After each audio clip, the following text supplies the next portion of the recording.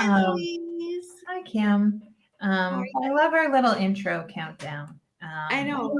Gets us all ready, sets the stage. I do a little dance party back here when it's happening.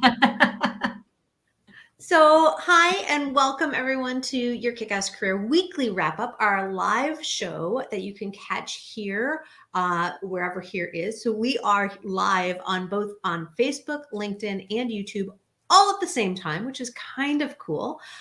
So you can join us live Fridays at 2 p.m. Eastern. Fill in your time zone there because my brain is broken by this time on Fridays. And if you're catching us on replay, we are so glad that you're here as well. As always, drop notes in the comments. Let us know how you're doing. Be part of the conversation because we would love to converse and discuss right alongside with you. That's really what this weekly wrap up. I am clearly already for the weekend. Yeah, and I do really love the wrap up part of it, right? And I think we've talked about this in other episodes and other weeks, is that we don't take enough time to kind of reflect back on the week that we've had. And it's not just about, like, we're not just about creating a kick-ass career. Like, this is really about creating a kick-ass life. And oftentimes we kind of just like, we bump through, right? We bump through the weekdays to get to the weekend, or we bump through the weeks to get to, right, whatever it is that you're planning. And by taking some time to reflect back, to wrap things up, it allows us to recognize, right, what's working, what's not working, and then what are we taking forward and what are we leaving behind. So I love our Fridays together. I think it's so important. Yeah, it's that intentional pause, right? It gives us that time to intentionally pause, intentionally think. And so much of our lives, and as Louise said, yes, it is your kick-ass career. And I think we are both of a mind that we do spend so much of our life at work, however you define work, because as we've talked about before, and we'll talk about again, there are many ways to define work.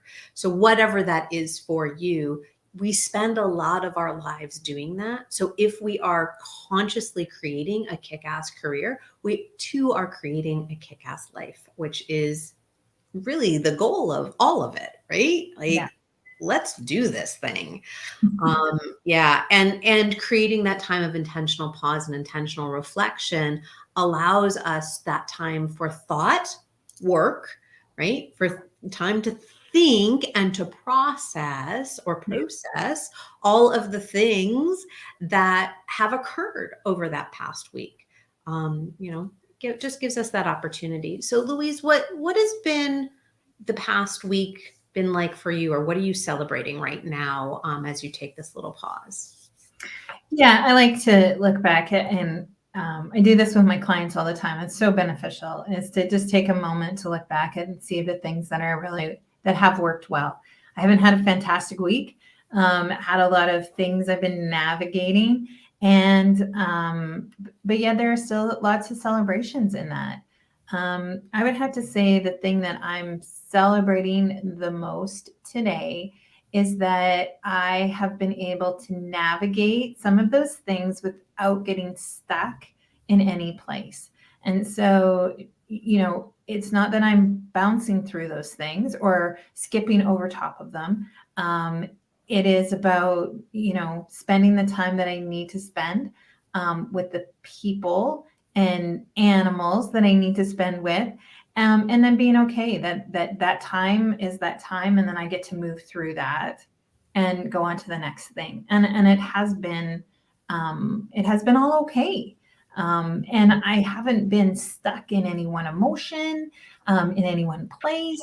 It's been like a smorgasbord of emotions this week, and I think that's fantastic. And so I'm really celebrating that.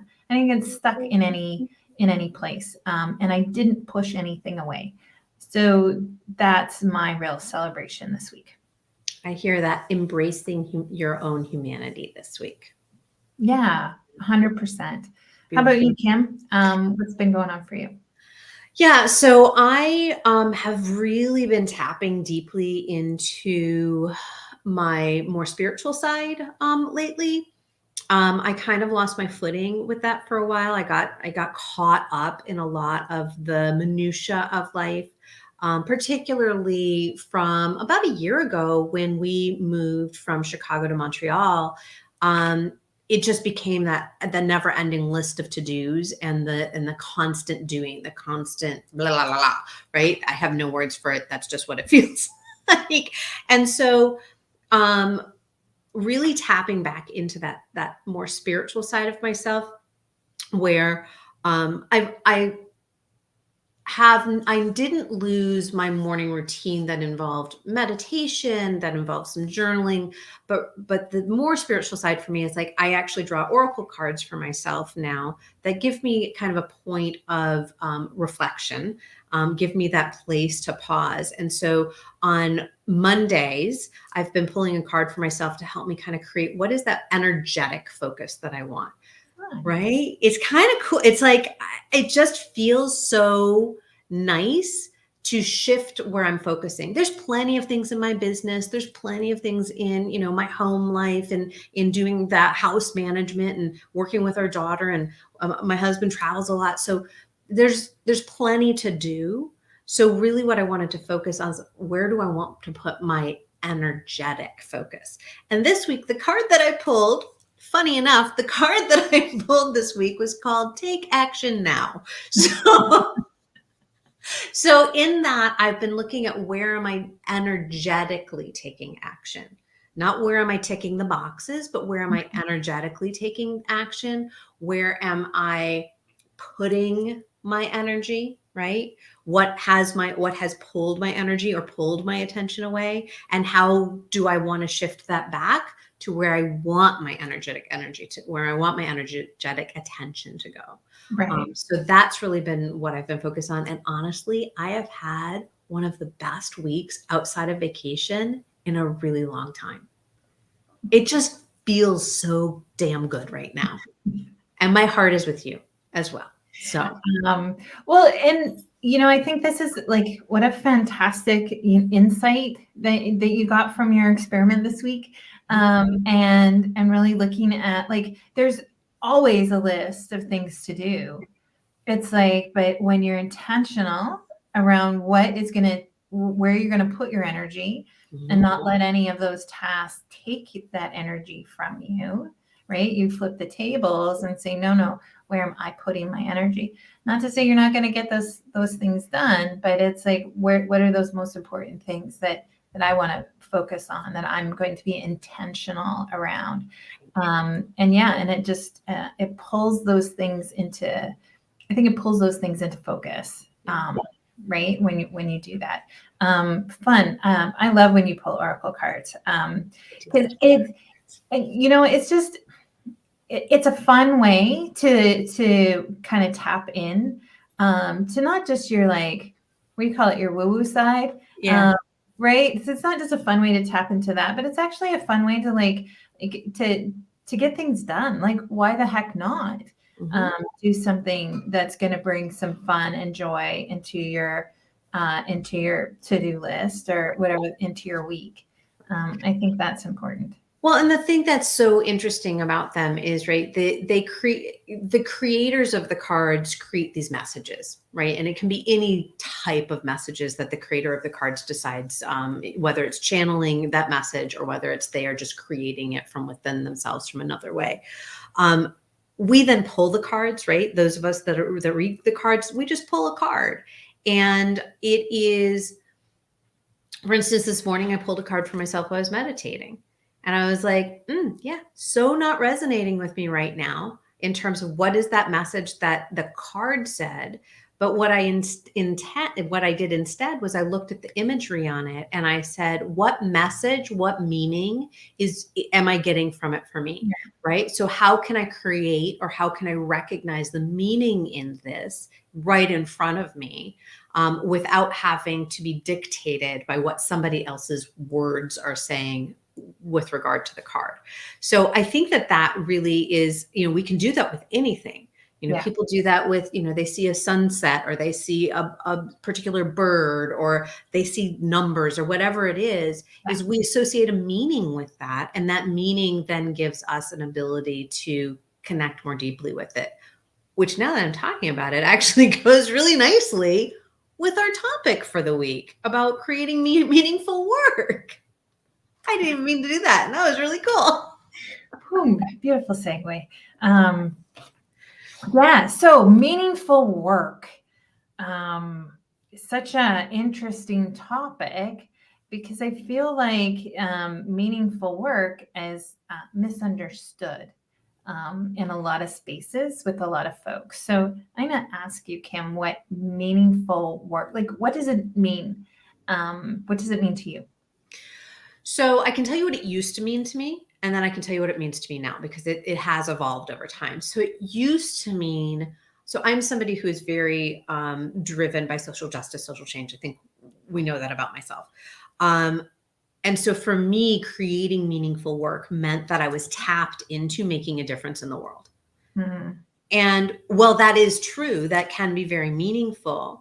To me, meaningful work is what it is more what is aligned with my values and what I am focused on in my life right now.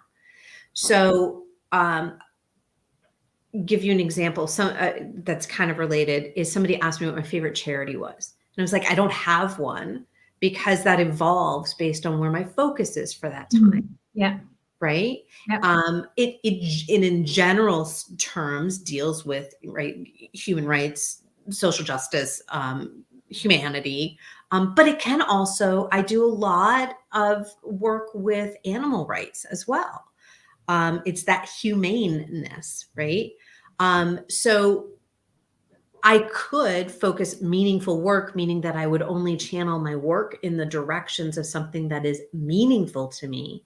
But instead, to me, creating meaningful work is more about where are my values and am I in alignment with those values with the work that I am doing, not for the cause I am doing it for. Yeah, I love that, right? There's a difference between the cause and the purpose. Yeah. Right? Yeah. How about for you, Louise? What does meaningful work mean to you?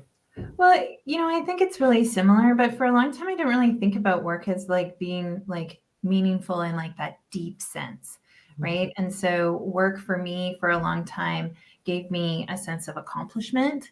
Right? It wasn't necessarily attached to an organization that I worked for. It was really about like what was I able to accomplish? What was I able to do while I was working? And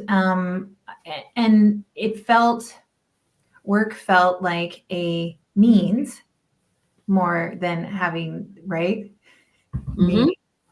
So yeah, a difference between means to an end and having meaning in what you do. And I think that for a long time, work was it paid the bills.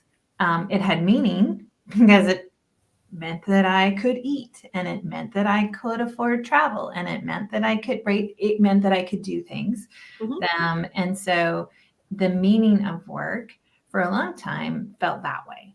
And I think Sorry, I don't mean to interrupt, but isn't that valid? Like if your values are aligned with I want to pay my bills, if your values are aligned with I want to travel right now, isn't that can't you get meaningful work out of what's aligned with your values? well, and here's the thing that I think is the difference between like just like a means to an end and then doing meaningful work is actually the time and the intention, the attention you put to answering that question.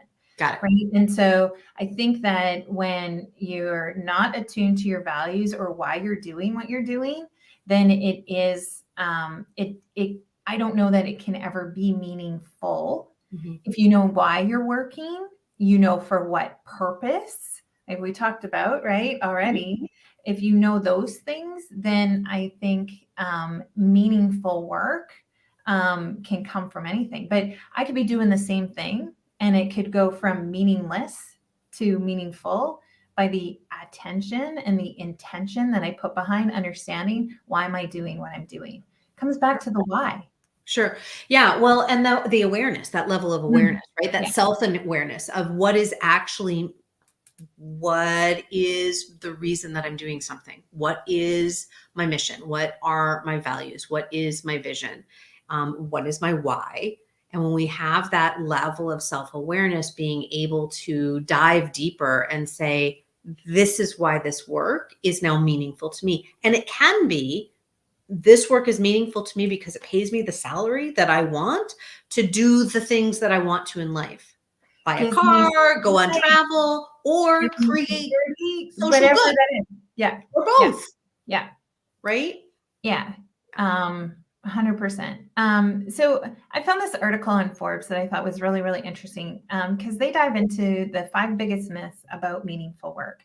And I think we've kind of already started to talk about like what is meaningful work to one person isn't always meaningful to another.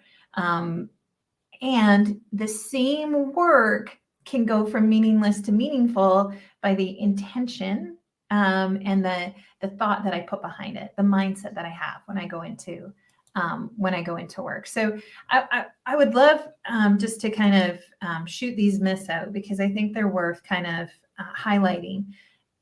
Because often I believe people feel like meaningful work is something else, something that Mhm. they're not doing, right? And so the myth number 1 in this Forbes article was meaningful work is a simply nice to have. Oh, no.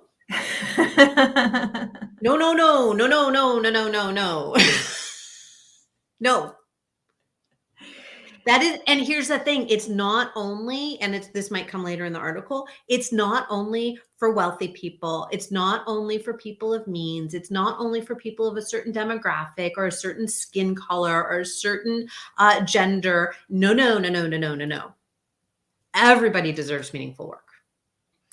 Yeah, absolutely. And I think that, it's the connection between meaningful work and like your overall well-being. Like you can't deny, like you can't have one without the other. I don't think you can be like a full being of wellness without having that connection to the work that you're doing and having that purpose. Because I think there is a fundamental need that we as humans we want to be needed and we want to know that we're valued in the work that we do. Mm-hmm. Yeah, I can't. My brain is not able to access the Maslow chart of human needs, the hierarchy right now. Yeah. But I Yeah. feel like that idea of meaning and purpose, being needed, being feeling that we are doing something purposeful in the world fits into there somewhere. Absolutely. Right. Like, yes, we have our basic needs. But I think once we get out of having our basic needs looked after and we start to really understand like what is it that really serves us. Mhm. So yeah, we really do need. I do really think it's a fundamental need that we need. How many Meaningful. times can you say need in one I sentence? know. So yeah, myth number 2. I'd love to hear what you think about only helping professions are meaningful. All right. So coming from being in the helping world, being in the nonprofit world and the legal world, right? That's a helping profession. We're just going to call it that. We're not going to go into too many details with legal profession. But and being a coach and a consultant, right? Like all of these things are helping. And I will tell you, they don't all give meaning. Like they don't all feel meaningful while you're doing that work. There's a whole lot of that doesn't feel meaningful. And I am of the mindset that whatever you do, I know you could be an IT project manager and you're totally doing meaningful work. I was an IT project Oh manager. my gosh. Yeah, it's interesting because I know there's been studies out there done, like, having groups of people like rank or what they see as meaningful work, and what they see as not. And it really is subjective, right? Like at the end of the day, the meaning that you put into work is really what makes it meaningful. It has nothing to do with your job title or the organization that you work for. I think it's really interesting.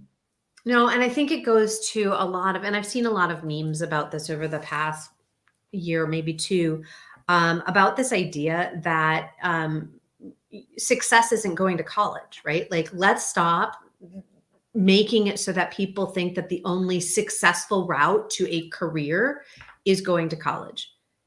So, there are lots of jobs, there are lots of career paths, there are lots of things that we can do in the world that don't require higher education, that don't even require secondary education, right? Let's re-embrace all of the trades and all of the ways that people are doing work in the world, because any type of work that we're doing can be meaningful work if it's meaningful to us. Right. I'll step off the box now. Absolutely. So interesting enough, myth number 3 in this article is that meaningful work is low paying. And I find this interesting because I think where this myth comes from is this, that there's information and research out there that shows folks, almost 90% of people would take a pay cut if they had more meaning in the work that they do. And so this idea that the work that is meaningful is paid, they're paid less to do meaningful work. And I don't think that's really what the survey is all about. It's really about how we value and equate meaning. We give it more weight than finance. Yeah, and it's interesting because this is a whole tangent that I'm not going to try. I'm going to try really hard not to take us down. But this whole idea that we can't do good work, we can't make a difference in the world unless we take a vow of poverty or at least low income. It's such bullshit. It's really frustrating to me. There are so many abundant resources in this world, and to devalue meaningful work, right? To me, I'd love to see that change to say, yeah, pay me a high wage and give me meaningful work. End of story. Well, I don't think one doesn't create the other, right? Like, no, it doesn't. But people are thinking that they're divergent, and they don't need to be. Yeah. Ooh, that one got under my skin. Good. I like poking. Demonstrating words.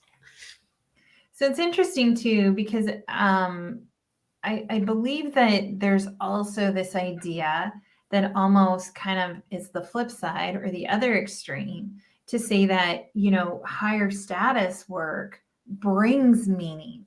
I think that we fall into this trap too, right? College and university students fall into this trap like I did, is that, right? Like, I'm going to get my education and it's going to lead to a great paying job and things are going to be fantastic. And I'm going to find meaning in that work. And those two things are not correlated at all. And you don't have to we keep striving for meaning up the corporate ladder, right? Mm-hmm. And so I don't have meaning here. And so it must be more meaningful at the top. So I'm going to go up there because that's where the meaning must live, because I'm not seeing it where I am. And I think that absolutely 100%. I agree with this Forbes article in that it is a myth. Meaning doesn't come at the top at all. But yet we think it does, and we strive for something that's just not there. Well, I think so. Meaning can come from being at the top 100%. But it doesn't. So it's kind of like when we talk about leadership, right? It happens at all levels. Mhm. Meaning happens at all levels. And again, go back to what I was just saying about like that really just gets under my skin of this sorry, I'm going to say it again, bullshit hierarchy that we have created of only certain people can have meaningful work. And only if you can afford to take a low paying job Mhm. in a caring, helping profession can you do meaningful work. And well, I personally like being in a caring, helping profession, and that does give me meaning. I am not one to say that this work is for everyone. Like we all have, um, so I do a lot with my clients. We do a lot with Gay Hendricks work around zone of genius. So you have your zone of genius, and I'm going to butcher this, but kind of look it up and we'll put it in the show notes as to kind of what it truly means. But this idea of when you're in your zone of genius, that's that place where you're in flow, where you are um, you're doing what is meaningful, right? You are in that place of your work is meaningful to you and you feel good doing it and you get elevated Yeah. energy while you're doing it. That zone of excellence is that place which is ego driven, where people are telling you that you're doing good work and it feels good, but it's not your flow state. You're not finding meaning out of it, but it's where we find our golden handcuffs a lot of the times. Zone of competence is that place where you're okay at it, but you're not real great. And zone of incompetence, kind of self-explanatory. Just don't do that work. But right, it's when we have that ability to be in our zone of genius, we could be doing anything. We could be making lug nuts. I mean, whatever it is, everybody has a zone of genius, and we need to embrace all of them. And all of them give meaning, right? And so by lumping it in and saying only people at a certain echelon or that look or behave or act a certain way can have meaningful work. Again, just yeah, Forbes, you got it. These are all bad myths. Somebody And knows. that's the one time you'll hear me say that. Um, so yeah, interesting, but maybe that's another episode. So the last myth is something that I love to talk about. And I'd be really interested to hear what you have to say around it, Kim, is that you have to completely overhaul your career to find meaningful work. Well, Louise, no. For as much of a verbal processor as I am, like I didn't need to process that very much. No. Hell to the no. No, no, no, no, no, no. Is it is it possible that you can overhaul your career to find meaning? Sure, if that's what you choose to do, but you can find meaning doing the current job that you're like, you don't even have to change jobs. Right. 100%. It is about understanding what it is that brings meaning to you. I do a lot of work with values with folks, and that is really about laying the foundation so that you can understand what it is, like what's the underlying language and words we have to our why, right? What is our values help us understand our why in the world. And when we can be in those, when we can be living in our values, that creates meaning in all areas of our life, right? Work is just one of those areas. But yet, you can totally be, when you think about what it is that work brings you, and we started talking about this at kind of the top of our episode, right? Like I could be doing work and it has a means if I'm intentional around that and I recognize that work brings money and financial security, it brings stability, which are all important to me, then that work has meaning. Mhm. But if I'm not doing that work to understand what that is, it can feel really meaningless for sure. Changing your thoughts around the work that you do and how you show up, changing your tasks. So you talked a little bit about that, right? When you are in your zone of genius, right? That's where you shine. And oftentimes spending too much time and energy on those things that are outside because they feel so like they need so much attention and so much energy because they're not easy. And so we kind of become this donut instead of in the inner zone. We're like around our zone. And then, really about kind of the relationship that you have, the relationship that you have with others, with work itself, and being really comfortable with what that looks and feels like. Yeah, yeah, absolutely. Well, and it's interesting. I know, I think we use a similar tool or maybe even the same tool to help our clients identify their values. Do you use the values in action, the VIA character strengths? Yeah, that's a fantastic assessment, and there is a Mhm. A freemium? freemium Yeah. And so, yeah, we'll put that in the show notes because I think if you haven't, it's a way to help you start to put language to the things that you already know. We already know we have values. Like, of course, we have values, but we often don't talk about it. And so we don't have the language that goes around that. So that can be really helpful to help you. And notice your reaction when you read your top values and you're like, no stinking way is that a value of mine. That's okay. Don't throw the assessment away. Find another word that fits, because it's only got so many values in it when there's really like hundreds of words out there that can describe our values. So I'd love in the comments, if anyone has done value work, is to just kind of share that and what has changed when you think about values and the relationship that you have at work. If you've done anything like that, I'd love to hear about it because I really don't think we do enough or spend enough time kind of thinking about that, laying the foundations of meaningful work. It's really what we're talking about. Right, absolutely.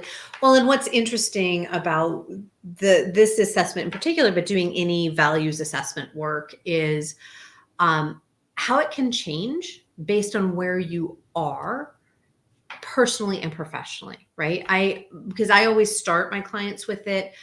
Sometimes depending on if we've seen a big arc in them, I'll have them do it again towards the end of our time together or even towards the middle of our time together.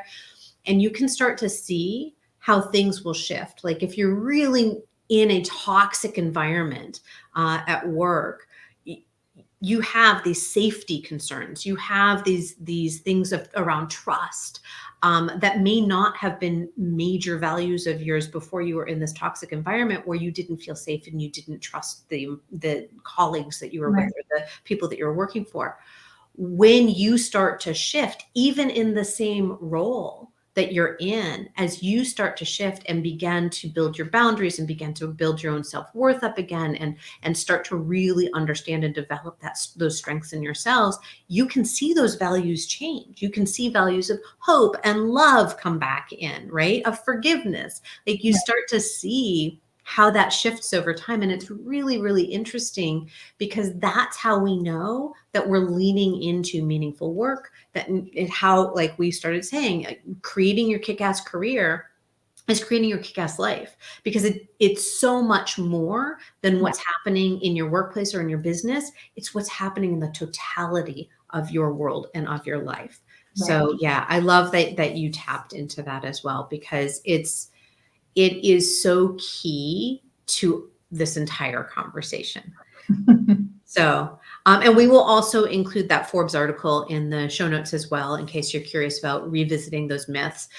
Yeah, we did some myth busting today. Sure did. Oh, I love that show. That was a great show. Oh man. Oh, I missed that show. I just have to see if I can find it. I'm still so confused with Canadian TV. No, we did get that up here. Okay.